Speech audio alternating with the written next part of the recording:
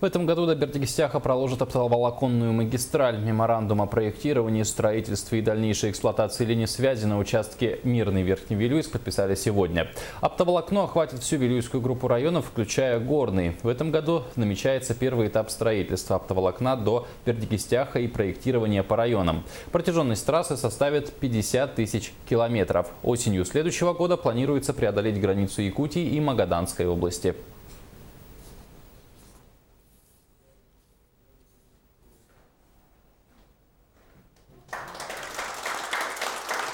В 2017 году мы подразумеваем, если проект выйдет таковой, дальнейшее строительство со стороны города Якутска до Верхневилюйска и из города Мирного вторая сторона пойдет уже также в сторону Верхневилюйска, и к концу следующего года мы прогнозируем, что стройка завершится и в Верхневилюйске встретятся две бригады, которые будут строить эту оптоволоконную линию связи.